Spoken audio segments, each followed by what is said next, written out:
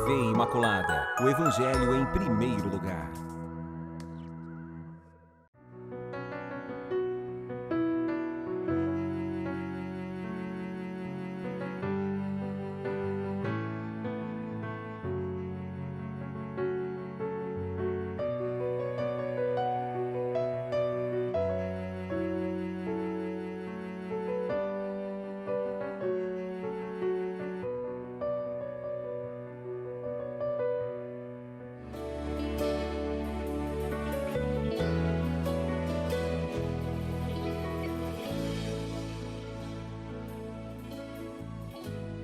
Com alegria, estamos de volta ao programa Respostas, mais uma vez aqui com vocês na programação aqui da TV Imaculada, essa TV que evangeliza, que nos forma, que ilumina nosso caminho, e este programa Respostas quer também contribuir para o seu caminho de discipulado, de seguimento de Cristo, de entendimento da vida, segundo as luzes emanadas da Sagrada Escritura e também da nossa tradição de fé. O programa Respostas procura ajudar você a encontrar as respostas que você busca para fazer o seu caminho. Com muita alegria estamos aqui de volta mais uma vez, como nós tínhamos prometido, e com muita alegria vamos dar início a esta primeira parte do nosso programa, o primeiro bloco, onde nós estamos refletindo sobre um tema que fala de uma pessoa muito especial na nossa vida de fé, que é alguém que nós temos um carinho e uma devoção muito especial, que é a Mãe do Senhor e Mãe dos discípulos de Cristo. O documento que nos fala, o texto que nós vamos ler agora, está falando dentro do documento, do grande documento Lumen Gentium, que fala sobre a Igreja. Maria aparece então no 8º capítulo desse mesmo documento. Um texto, por sinal, belíssimo. Eu aconselho vocês conhecerem, vocês podem ter acesso pela internet, está na página da Santa Sé, é facinho vocês encontrarem esse texto. E nós estamos desenvolvendo, olhando, observando como é que nasce, de onde nasce a importância que Maria tem, por exemplo, na nossa fé, na fé católica. E de modo especial, hoje, estamos aproximando-nos, sobretudo aproximando a vida de Maria, sua resposta, sua participação da economia da salvação, ou nessa história de salvação do mistério da Igreja. Então esse é o passo que nós estamos lendo agora, Maria e a Igreja. Nós vamos falar hoje sobre Maria como serva do Senhor na obra da redenção. Como que ela participa dessa obra da redenção? O que significa para nós termos Maria como uma inspiração, como modelo dentro desta mesma história? Até por conta do total desprendimento, da total doação, da total entrega dessa mulher à vontade de Deus. E aqui nós queremos então conhecer um pouco mais da participação de Maria dentro desse mistério da redenção, que é um mistério que tem Cristo como centro e que todos nós participamos de alguma maneira, mas Maria também, devido à sua missão dentro deste projeto de Deus, Maria encontra-se também diante dessa redenção, encontra um lugar e uma missão especial. Vamos disponibilizar para vocês agora o texto e a gente já volta para o comentário. A bem-aventurada Virgem Maria, Mãe de Deus, no mistério de Cristo e da Igreja. A Santíssima Virgem e a Igreja. Maria, escrava do Senhor, na obra da redenção. É um só o nosso mediador, segundo as palavras do apóstolo. Porque há um só Deus. Também há um só mediador entre Deus e os homens, Cristo Jesus, verdadeiro homem, que se ofereceu em resgate por todos. A função maternal de Maria para com os homens de nenhum modo obscurece ou diminui esta mediação única de Cristo. Antes, mostra qual é a sua eficácia. Na verdade, todo o influxo salutar da Santíssima Virgem em favor dos homens não é imposto por nenhuma necessidade intrínseca, mas sim por livre escolha de Deus. E dimana da superabundância dos méritos de Cristo. Funda-se na sua mediação.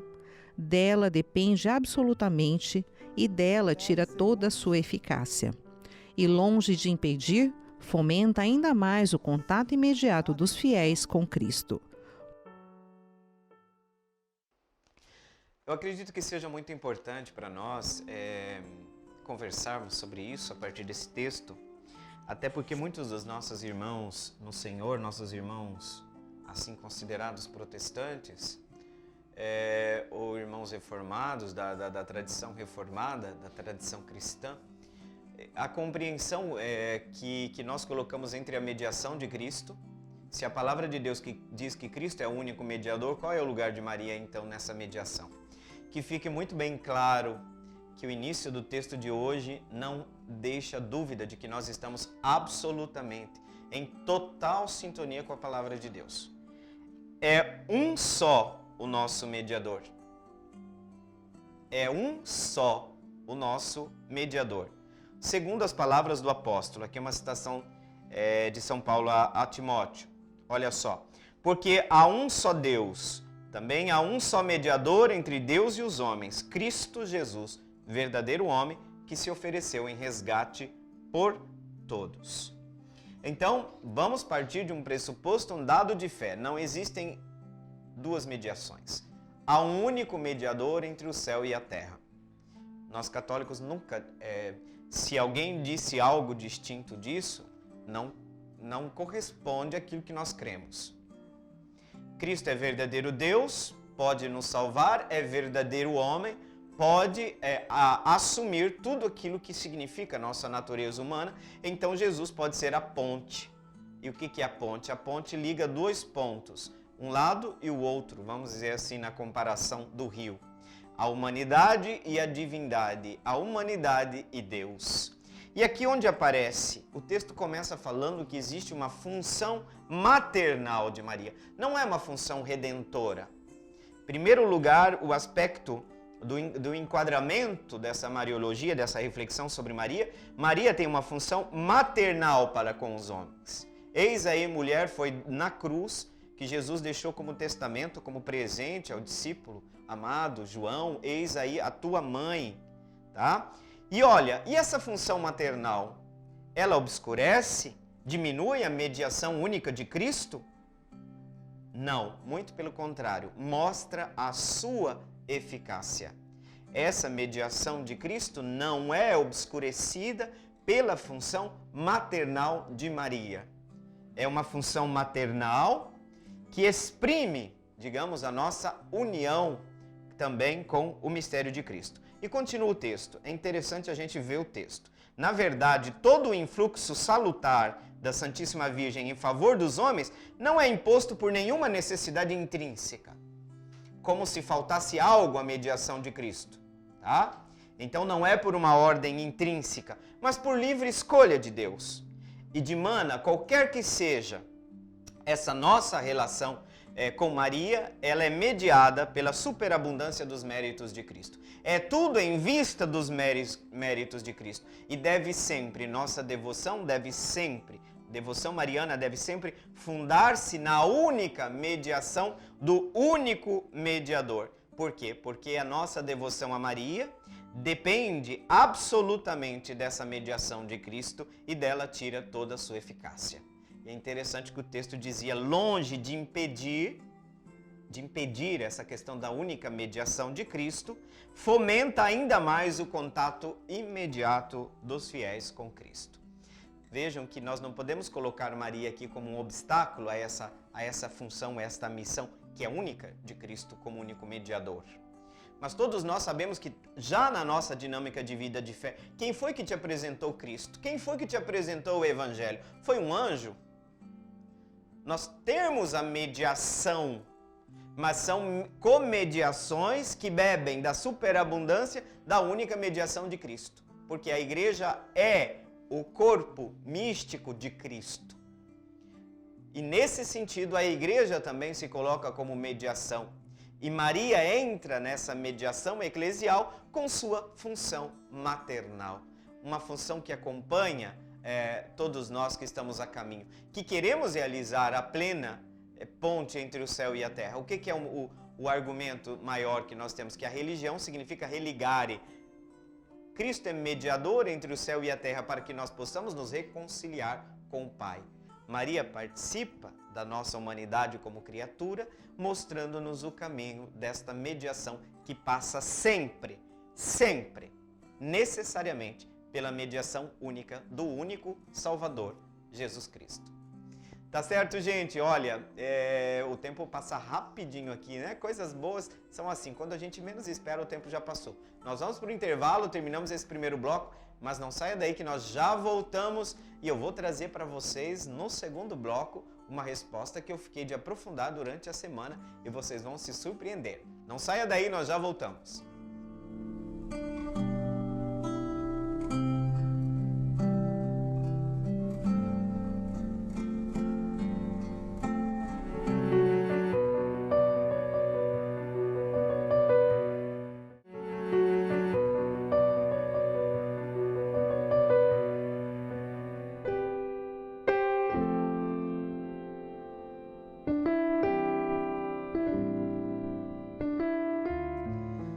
Estamos de volta, iniciando agora o segundo bloco, o programa Respostas. Você que está chegando aí agora com a gente, seja muito bem-vindo, participe conosco.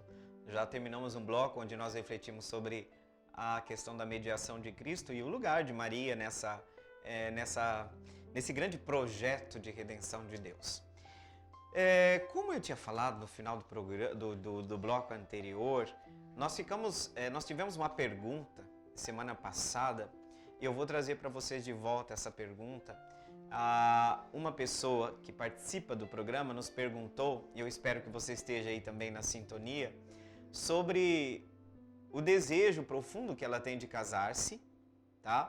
Mas o marido não quer. E eu dei uma resposta sobre o chamado privilégio paulino, mas vejam, eu precisei pesquisar esta semana, eu falei para vocês no programa passado, quem participou, que eu precisava aprofundar porque essa aula é aula de direito canônico e já fazia um bom tempo. Durante essa semana eu procurei o nosso presidente do tribunal, o juiz do tribunal eclesiástico, Frei Moacir, onde a gente pôde recordar esta aula e nós vamos fazer aqui uma distinção entre privilégio paulino e tem um outro termo, que é um outro processo do latim sanatio in radice. Sanação, de sanar, de curar na raiz. Vejam, o caso aqui da sanatio in radice seria o caso da pergunta e não privilégio paulino. Mas o que significa essa sanatio? É um pequeno processo onde o pároco vai fazer uma pequena pesquisa sobre a vida desse casal. Se já tem filhos, se já casaram no civil e já estão há um bom tempo juntos. Quando esse casal está casado no civil, já tem um bom tempo de casamento, de união estável, vamos chamar assim, de união estável, casamento aqui no sentido civil. Já tem um bom tempo de casamento civil. O pároco vai observar que esse casal vive bem, esse casal já tem filhos, ele já tem um caminho juntos. O que acontece? Ou ele ou ela não querem o casamento religioso. O que se faz? Se faz uma sanatio, que é uma sanar, de curar em raiz. Ou seja, dá para o casamento civil um status como se fosse de casamento religioso. E dispensa esse casamento daquela forma canônica, que é a celebração, que está lá o padre ou o diácono na celebração na igreja. Não sei se vocês entenderam, mas se vocês ficarem com dúvida, este é o caso, sanatio in radice. Seria esse processo que é feito, você tem que procurar, agora é o conselho que eu vou te dar, aquilo que eu já tinha falado semana passada, você vai procurar o pároco, o tribunal eclesiástico vai fazer esse pequeno processo, o processo é simples. Frei Moacir disse que o processo é muito simples. O pároco vai averiguar se tem condições de fazer essa sanatio. Quais são as exigências? Vou repetir.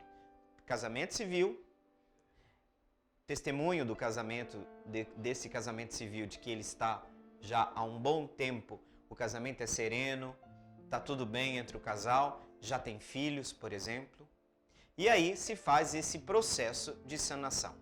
Com isso, nós fazemos uma apropriação, digamos assim, um reconhecimento do processo civil, sem necessidade da forma canônica do casamento religioso, e a pessoa fica como se fosse casada na igreja. E aí você vai poder voltar a comungar tranquilamente. Entendeu? O que é o privilégio paulino? O privilégio paulino é algo parecido, mas não tanto. É o caso daqueles casais, onde um deles é ateu, não foi nem mesmo batizado, e ele se recusa terminantemente a realizar um casamento religioso. Aqui nós temos uma outra situação.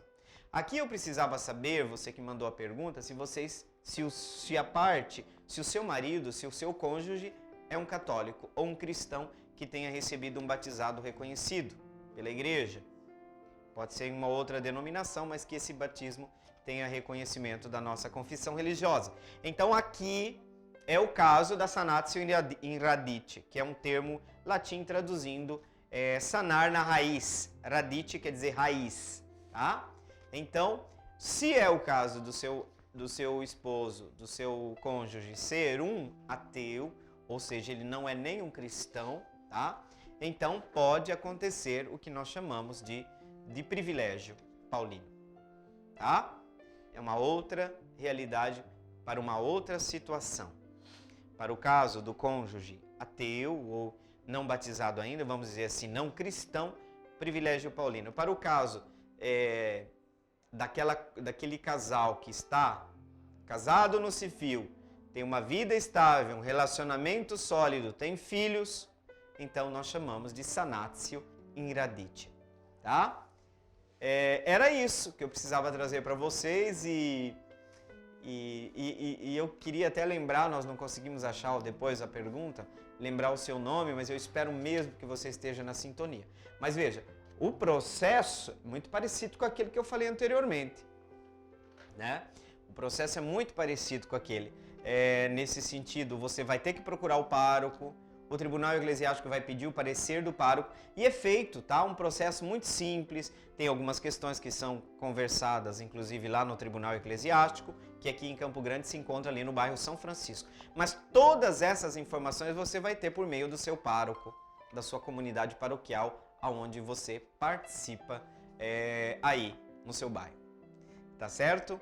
Eu espero que isso tenha iluminado e você possa resolver essa situação, porque essa situação acontece muito mais, com mais frequência do que a gente imagina. E aí você não vai ter problema nenhum, você vai poder comungar, receber o corpo do Senhor. Então você pode resolver essa situação. Por sinal, o nosso tribunal eclesiástico tem trabalhado muito bem, tem uma equipe lá maravilhosa que pode acolher vocês, que pode tirar dúvidas, um pessoal atencioso. Não é porque eu sou vizinho deles não, mas a gente conhece o trabalho deles e tem sido um serviço muito importante. Pena que o nosso povo ainda conheça muito pouco esses caminhos que podem existir para resolver determinadas situações. Mas para quem quer comungar com o corpo de Cristo, quer restabelecer, digamos assim, a sua... a gente usa no termo civil legalizar, mas aqui vamos a regularizar sua situação canônico matrimonial, tem esse caminho aí da sanatio in radite, tá bom? Maravilha, eu espero que dê certo para você. Qualquer dúvida, você pode mandar de novo para a gente, dizendo, olha, não ficou claro, sem problema nenhum, tá bom? Obrigado mesmo pela sua participação. Eu fiquei com a responsabilidade de trazer esse aprofundamento, eu espero que tenha servido. Vamos agora para a pergunta da Bernadette, do Giocondo Orsi. Já ouviu falar, Fábio, desse bairro Giocondo Orsi? Acredito que é um bairro... Vocês lembram agora, Fábio? Você consegue se localizar? Meu Deus, nem meu GPS aqui tá... Mas eu não sei porquê, mas eu já ouvi falar desse bairro. Não sei se eu passei por lá, mas de qualquer forma, a gente vai dar uma olhada depois. O Fábio vai aprofundar e a gente traz no próximo programa, Fábio. O Júnior, talvez? Olha só, temos 2 GPS aqui hoje, gente. Mas tá bom, nós vamos procurar aqui. De qualquer forma, saudação a todo o pessoal do Giocondo Orsi. Penso que seja a pronúncia essa, né? Atenção, a Bernadette, obrigado pela sua participação. Ela quer saber a explicação da frase de Jesus, deixe que os mortos enterrem os seus mortos. Tá? É uma frase bíblica. Jesus disse isso segundo os evangelhos, deixem que os mortos enterrem seus mortos.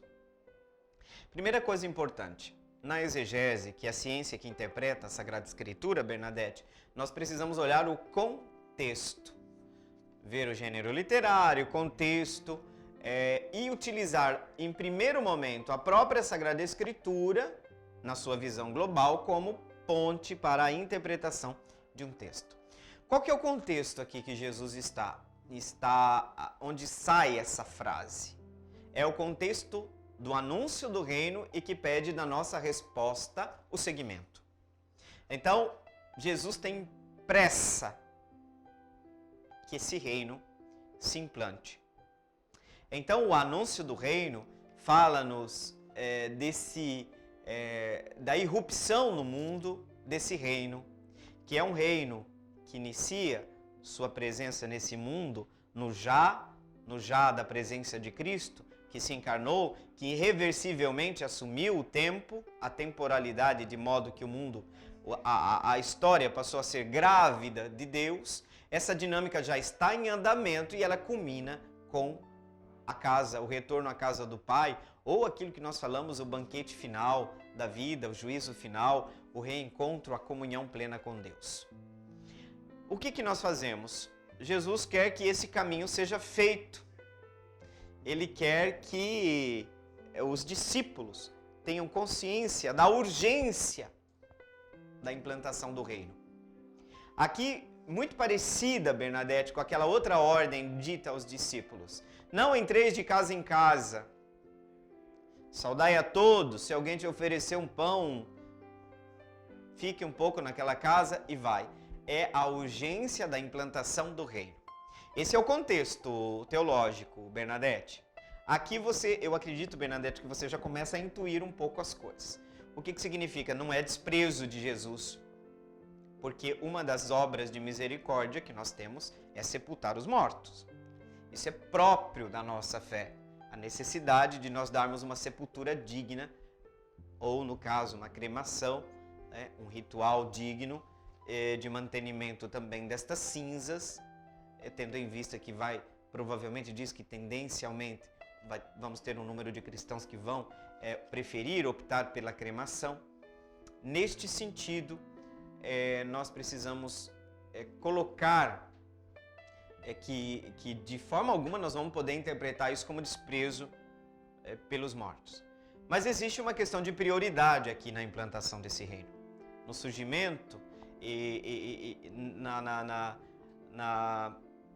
no anúncio desse próprio reino, a urgência disso. Então, o que significa? Sobretudo, que nós olhamos para o nosso contexto e existem algumas prioridades. Deixar que os mortos enterrem seus mortos significa que aquele que agora se coloca na dinâmica do anúncio e da implantação desse reino, coloca-se na perspectiva de entrar numa nova realidade. E esta nova realidade, ela ultrapassa as esferas de um âmbito familiar. Então você não tem mais a preocupação, quem implanta o reino, quem semeia o reino, não tem só a preocupação do seu âmbito, do seu círculo familiar. Não se atém simplesmente à morte de um ente querido, mas começa a alargar sua visão de modo que tudo o que está à sua volta é abraçado como parte de si mesmo. Então nós estamos falando de uma ampliação da sua visão, de modo que aquele luto familiar, ele não deixa de ser vivido, mas ele é logo superado, tendo em vista a urgência da implantação do reino. Então supera-se essa questão da morte, supera-se também o estrito laço familiar. Não é que você deixa de amar sua família, mas a sua família se torna ampliada nesse sentido. Vamos trazer aqui uma outra frase, Bernadette? Aí fora estão teu pai, tua mãe, teus irmãos, tuas irmãs. Quem são minha mãe, meus irmãos e minhas irmãs? Minha mãe, meus irmãos e minhas irmãs são aqueles que, ouvindo a palavra de Deus, a colocam em prática.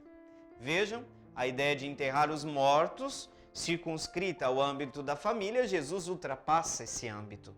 Significa que esse núcleo inicial se expande de modo que a comunidade se torna a nova família do discípulo. E a perspectiva se alarga. Então nós precisamos entender exatamente, Bernadette, a urgência da implantação desse reino. As questões familiares, elas colocam-se tudo em relação com o evento Cristo, com a implantação desse reino. Tanto que, Bernadette, lembra quando tem a parábola do reino que o cara encontra um tesouro escondido? O que ele faz? Ele vende tudo que ele tem para comprar aquele tesouro. Significa que a partir de agora, tudo, inclusive as relações familiares, se tornam relativas. Mas atenção, Bernadette, relativa significa que o quê? Em relação a toda a minha vida afetiva, relação com pai e com mãe, entre esposos, coloca-se em relação com esse tesouro. Ou seja, esse tesouro passa a iluminar minhas relações afetivas, minhas relações familiares, minhas amizades. Ou seja, também aqui veio agora, Bernadette, aquela frase que é dura, que às vezes a gente escuta do Evangelho. Quem amar mais seu pai, sua mãe, seu filho, mais do que a mim, não é digno de mim. Veja, requer decisão, rompimento. Mas rompimento não significa não amar mais a família, mas amar a família agora na ótica do reino. Tá claro? Essa é uma outra passagem. Você vê como que várias passagens vão se unindo. Então, na exegese, na interpretação da Sagrada Escritura, nós precisamos dessas pontes, dessas outras passagens que nos fazem entender o real sentido desse termo, que não é desprezo, repito, porque é obra de misericórdia enterrar os nossos mortos que tenham sepultura digna, mas é exatamente a urgência da implantação do reino, pede que nós que encontramos o tesouro, que nossa vida toda seja iluminada e seja pensada nossas atitudes a partir desse tesouro. Inclusive esse Cristo que se torna o centro da nossa vida, ilumina todas as nossas outras relações. Tá certo? Amar em Cristo. Eu passo a amar em Cristo. E a urgência agora é a implantação do reino de Deus. Ok? Muito bem. Bernadette, já chegamos ao final desse bloco, também com a sua pergunta. Muito obrigado pela sua participação e eu espero que tenha sido uma resposta satisfatória para você. Gente, nós vamos para o nosso intervalo, mas ainda temos um bloco do nosso encontro. Nós já voltamos.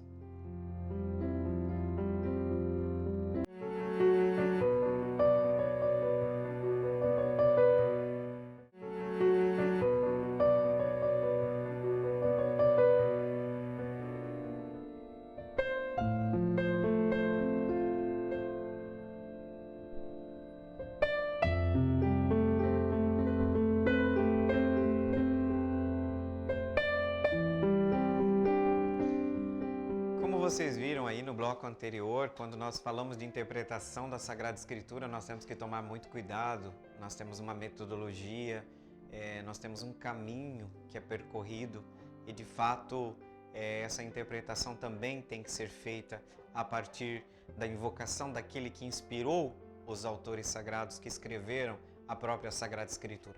Nós católicos, nós cristãos cremos que não foram anjos que escreveram, mas homens que conheceram Cristo ou que foram secretários de um apóstolo, de qualquer forma são testemunhas oculares deste grande evento que marcou para sempre a história da humanidade e que colocaram por escrito esse grande evento, o evento Cristo, sua encarnação, sua vida, sua morte, sua ressurreição.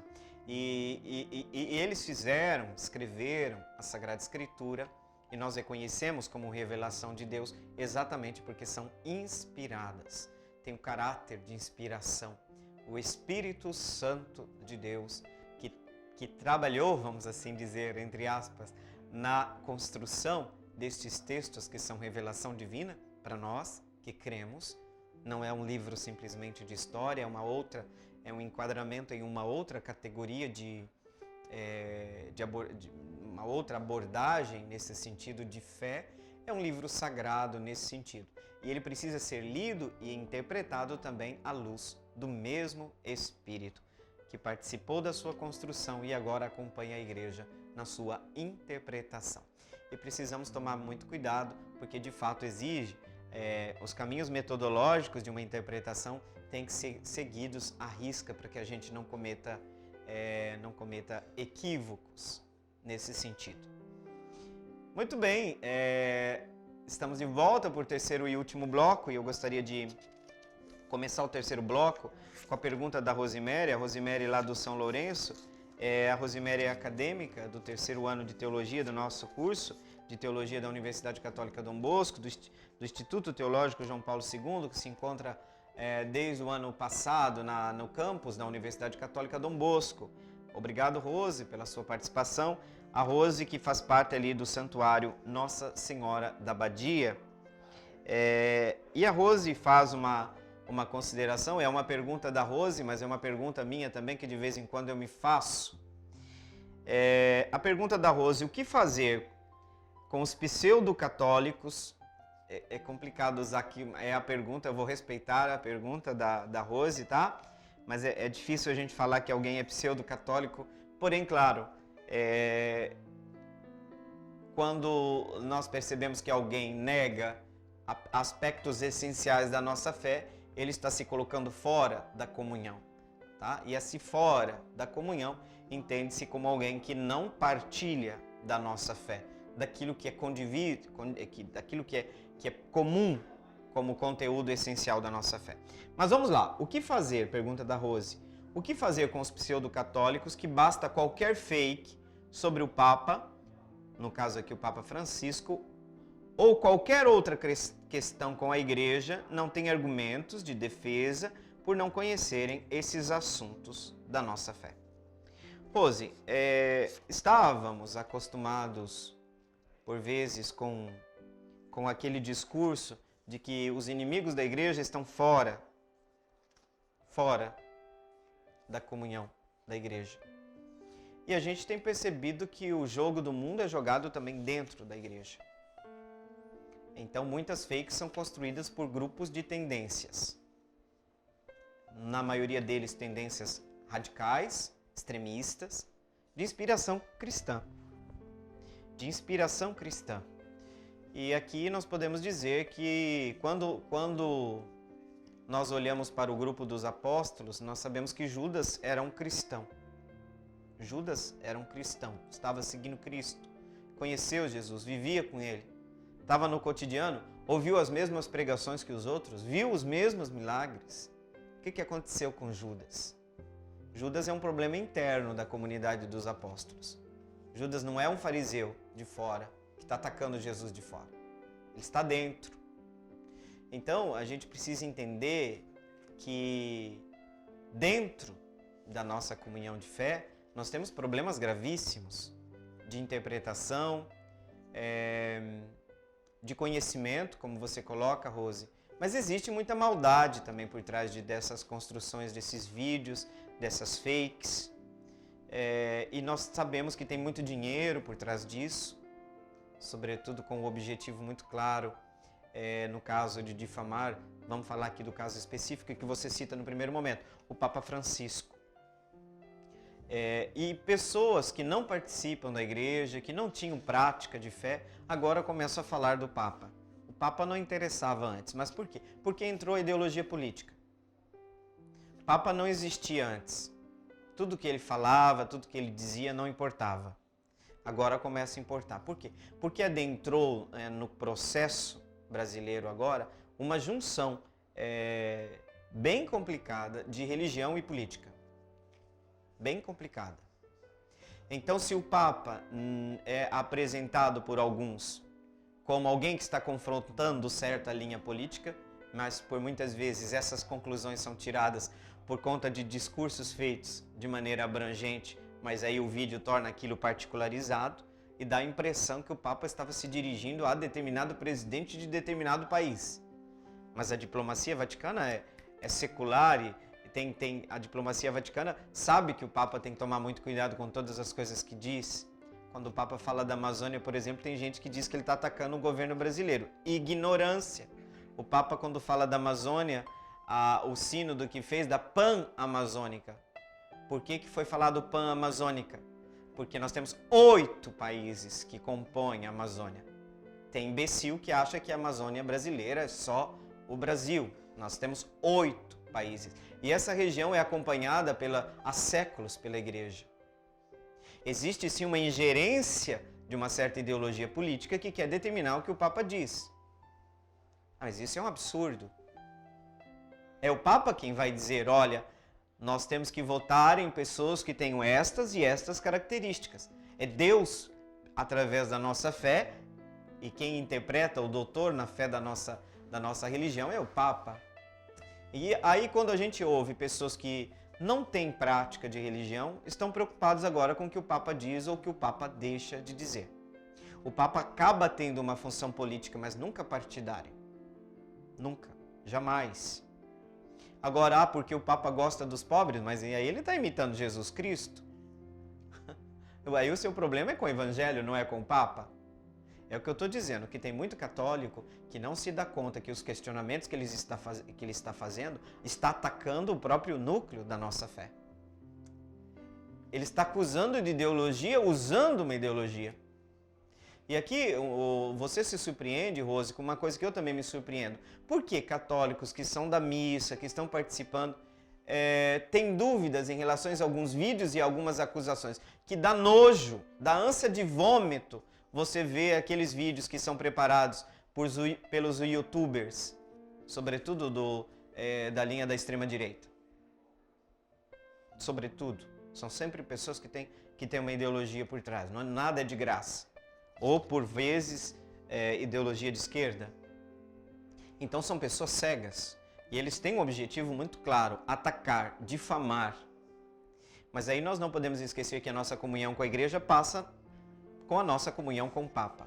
O nome do Papa é dito em cada Eucaristia. Você não pode comungar se você não aceita o Papa. Nesse sentido estrito do termo de comunhão. Porque na oração eucarística o nome do Papa é citado. E aquele que está pastoreando naquele momento histórico. É uma pessoa. E aqui nos surpreende por quê? Porque as pessoas estão se deixando levar muito facilmente. Várias pessoas me procuram, às vezes enviando vídeos, perguntando isso é verdade, isso não é verdade. Eu respondo no sentido que eu entendo quem não conhece a nossa fé, ouve esse vídeo, vê esses vídeos absurdos, fica com aquela versão, porque não tem o antes, não tem o depois. O vídeo ele fecha na questão porque ele é preparado para criar uma lógica e você vai chegar no final do vídeo acreditando naquilo piamente. O vídeo tem uma dinâmica de construir uma lavagem cerebral.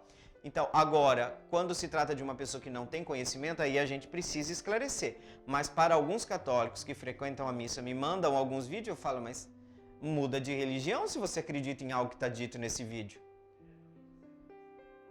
Porque, quer dizer, é óbvio.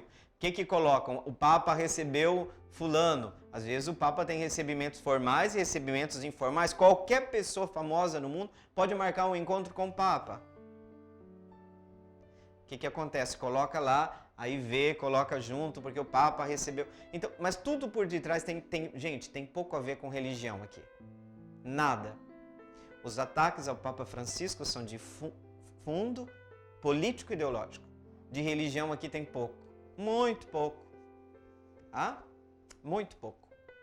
Então, eu acredito que o católico que se coloca preocupado com igrejas queimadas no Chile, que coisa triste. Também me entristeci, chorei. Mas é doído ouvir uma igreja ser queimada. É doído que a gente escuta do que algumas pessoas dizem do Papa. É o líder religioso da nossa fé. Muitos católicos não perderam completamente o respeito pelo Santo Padre. Perderam o respeito. Eu não sei como conciliam mais continuarem católicos. Você pode ver que aí no mundo protestante, no mundo reformado, existem hoje... Eu estava lendo um pastor protestante semana passada.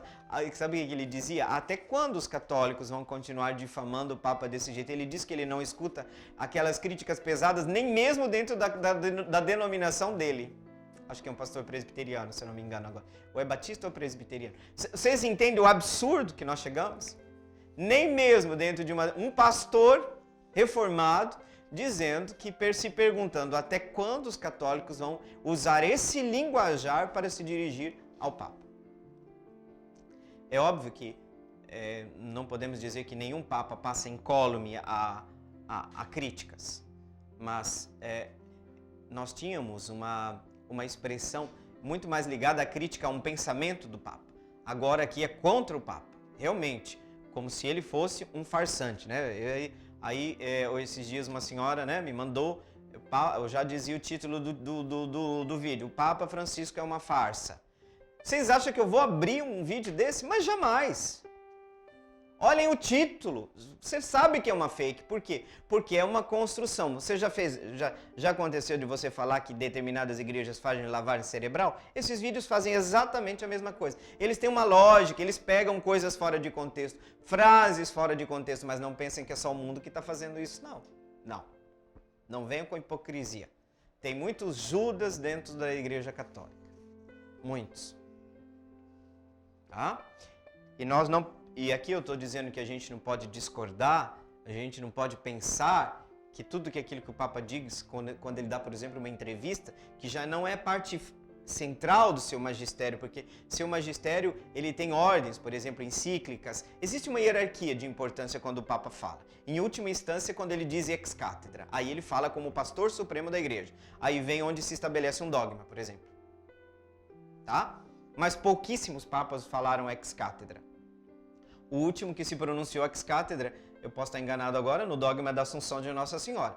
O restante, o pastoreio do Papa vai se desenvolvendo através de encíclicas, através de comunicações.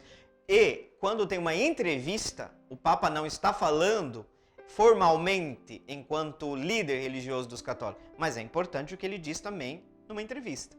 Não é desconsiderado, mas não é parte formal do seu magistério.